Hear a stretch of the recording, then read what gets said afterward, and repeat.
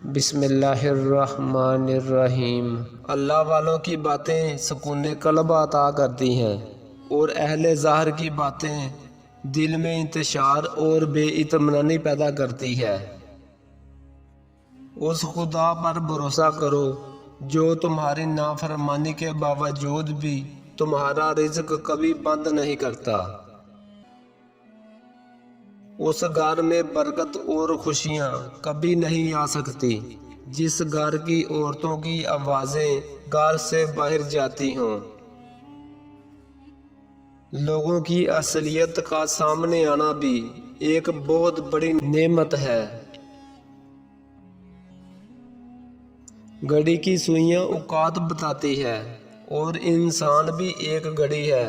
زبان اس کی سوئی ہے جو بندے کی اوقات بتاتی ہے۔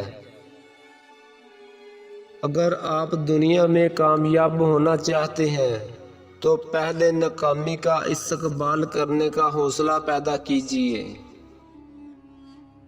دعا کے 3 پہلو ہیں، یا تو قبول ہو جاتی ہے، یا آخرت کے لیے ذخیرہ کر لی جاتی ہے، یا مصیبت کو ٹال دیتی ہے مگر رد نہیں ہوتی۔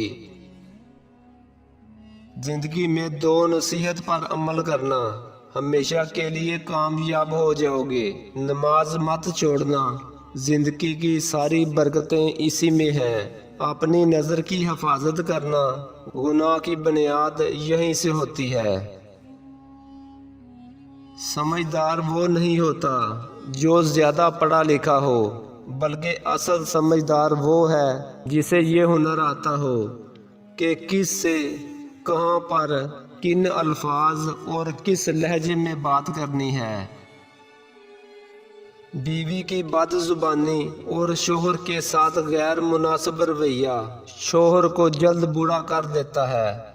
عورتوں کو چاہیے وہ اپنے خاوند کے ساتھ خوش اخلاقی سے پیش آئیں تاکہ وہ جوان رہیں۔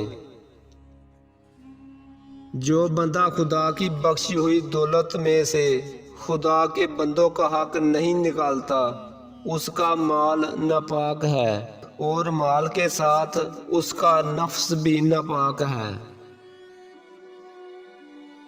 گھر کا صرف نام آسان ہے، گھر بسانے میں بڑا وقت لگ جاتا ہے۔ بہت سی باتوں پر صبر کرنا پڑتا ہے، بہت سی باتوں کو نظر انداز کرنا پڑتا ہے۔ صبر و تحمل، برداشت اور سمجھوتے گھر بسانے کے لیے بہت ضروری ہیں۔ سخی کو سخاوت کرتے وقت جو خوشی ملتی ہے اس کا اندازہ بخیل کبھی نہیں کر سکتا۔